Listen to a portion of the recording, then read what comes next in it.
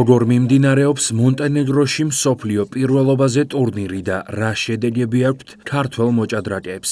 Ამ საკითხზე გვესაუბრება საქართველოს ჭადრაკის ფედერაციის წარმომადგენელი სოფო ნიკოლაძე. აღსანიშნავია, რომ მონტენეგროში შეჯიბრი 20 წლამდე ასაკის მოჭადრაკეთა შორის მიმდინარეობს. ჩემპიონატში საქართველოს სახელით 4 მოჭადრაკე მონაწილეობს.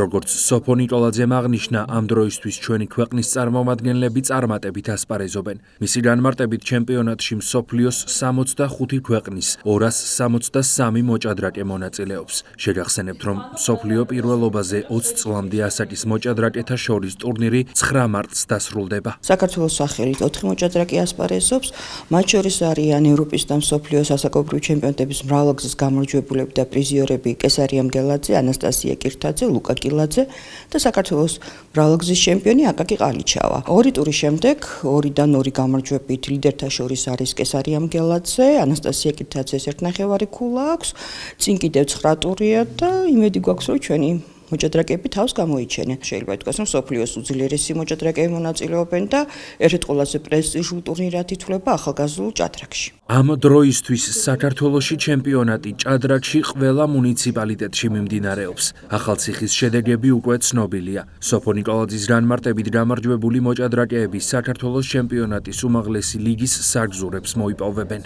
რეგიონებში საკმაოდ დატვირთული გრაფიკით მიმდინარეობს ტურნირები. სამცხე-ჯავახეთში ახლახან დასრულდა რეგიონის ჩემპიონატი, სადაც 50-მდე ახალგაზრდა მოჭადრაკე მონაწილეობდა რეგიონის ყველა მუნიციპალიტეტიდან. ესევე ჩემპიონატები მიმდინარეობს იმერეთსა და სამეგრელო ზემო სვანეთში და ესე შეიძლება ითქვას, საკმაოდ დატვირთული ზამთარი გვაქვს.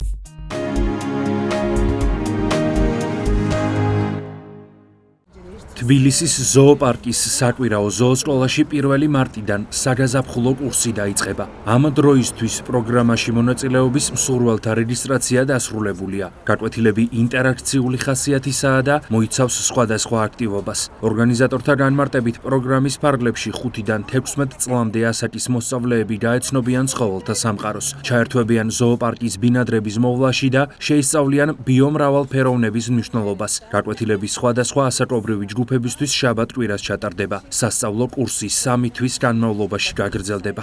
ზოოპარკის საკვირაო ზოოსკოლა ფუნქციონირებს, ძალიან დიდი ხანია ფუნქციონირებს ზოოპარკში.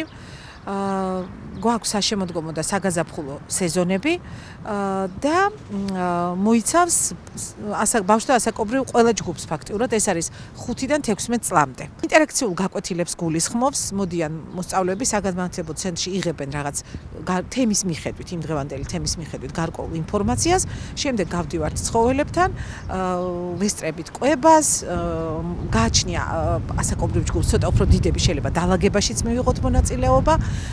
ვეცნობით როგორ ვუვლით ზოოპარკში ცხოველებს, გარდა ამისა ზოგადად ეკოლოგიურ საკითხებს, ცოცხალის ორგანიზმების როგორ ურთიერთქმედებენ ერთმანეთთან, ადამიანის როლს ბიომრავალფეროვნების შენარჩუნებაში, იმიტომ რომ საერთოდ ეს საგანმანათლებლო აქტივობები, იმიტომ არის ზოოპარკში, რომ თანამედროვე ზოოპარკების დანიშნულება არის საგანმანათლება მოსახლეობის და კონსერვაცია ცხოველების, ანუ ბიომრავალფეროვნების, ანუ შენარჩუნება და შესაბამისად ჩვენი ყველა, ასე ვთქვათ, აქტივობა და ყველა პროექტი ემსახურება ამ მიზნებს.